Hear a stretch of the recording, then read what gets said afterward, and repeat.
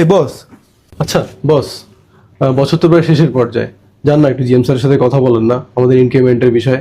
গত বছর থেকে কিন্তু ইনক্রিমেন্ট পাইনি, আর বর্তমান যে অবস্থা জীবনযাত্রার মান যে পরিমাণ নেমে গেছে, ইনক্রিমেন্ট ছাড়া তো আসলে চলাটা দুরূহ হয়ে যাচ্ছে। তবে ভাই আমাদের তো ইনক্রিমেন্টের টাইম 2 মাস পার হয়ে গেছে বস, আপনি সেটাই একটু তো। আমাদের কথা একটু বলেন না স্যারকে, যদি আপনি আমাদের জন্য একটু সুপারিশ করতেন। না না, তা তো ঠিকই আছে। আসলে ইনক্রিমেন্ট তো গত বছরের হয়ই নাই, আবার আমাদের এই বছর ইনক্রিমেন্টের অলরেডি 1 মাস ক্রস করে ফেলছে। আপনাদের সম্বন্ধে যদি আমি না বলি কে বলবে? আপনারা আমার সাথে কাজ করেন, আপনাদের সম্বন্ধে তো আমাকেই বলতে হবে, আমাকে ফাইট করতে হবে। জি বস। আসলে ইনক্রিমেন্ট টাইম তো, ইনক্রিমেন্ট তো সবারই প্রয়োজন, আমারও প্রয়োজন। আমি দেখি, আমি জিএম স্যারের সাথে কথা বলবো আপনাদের বিষয়টা। ঠিক আছে, ঠিক আছে কাজ।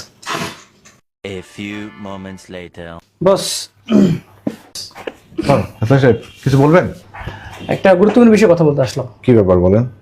আমার টিম মেম্বারদের তো ইনক্রিমেন্ট দেওয়া দরকার। গত বছর ইনক্রিমেন্ট হয় নাই, এই বছর তো ইনক্রিমেন্টের টাইম অলরেডি 1 মাস চলে গেল, ওদের তো ইনক্রিমেন্ট দেওয়া দরকার। হাসান সাহেব এই ছোট্ট একটা জিনিস ম্যানেজ করতে পারেন না, আমার কাছে চলে আসছেন। আপনি ওদের ম্যানেজ করেন, আপনি তো জানেন এখন কি অবস্থা। আপনি কেন রাখা হয়েছে? আপনি কি এটা কি পারেন না নাকি? আরে ওদের তো ইনক্রিমেন্ট দেওয়া দরকার, এটা তো সত্যি কথা নাকি? আপনি ওনাদের ম্যানেজ করেন, কিভাবে আপনার টিম ম্যানেজ করবেন সেটা তো আপনার ব্যাপার। না ভাই, আমি ম্যানেজ করতে পারবো না। আপনারা তাহলে ডিপার্টমেন্ট আপনারা চালান, আমি পারবো না। আরে হাসান সাহেব খেপেন না, আপনি বসেন, আপনার ব্যবস্থা করতেছি আমি, ঠিক আছে? হাসান সাহেব শুনেন, এদিকে আসেন। বলেন।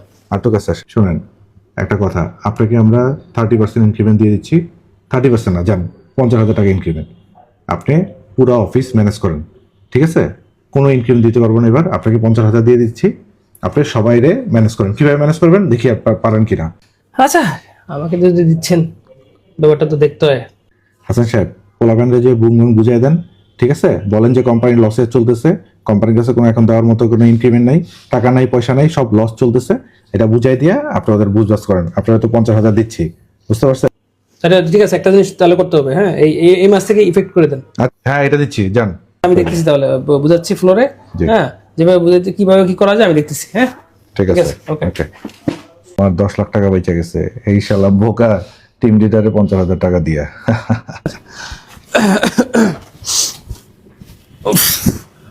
বস, জিএম স্যারের কাছ থেকে তো আসলেন, ইনক্রিমেন্টের বিষয়ে আমাদের কি বললো? আরে তার সাথে তো আপনাকে ইনক্রিমেন্টের কথা বললে আমি তো বিপদে পড়ছি। আমার তো পুরো রাগ করে ফেলছে আমার উপরে। বলতেছে কোম্পানি এই অবস্থা, আপনি ইনক্রিমেন্টের কথা বলতেছেন। এখন ইনক্রিমেন্টের কথা বলা যায় বলেন? কোম্পানি তো খুব খারাপ অবস্থা চলতেছে, কোম্পানি লস চলতেছে না এখন। তারপরেও আমি আপনাদের পক্ষে কথা বলছি, হ্যাঁ আপনাদের কথা বলছি, কিন্তু সে বলছে যে যদি এই স্যালারিতে কেউ কাজ করতে না চায় তাহলে যেতে বলো, চলে যেতে বলো, রিজাইন দিতে বলো। এখন কি বলবেন বলেন?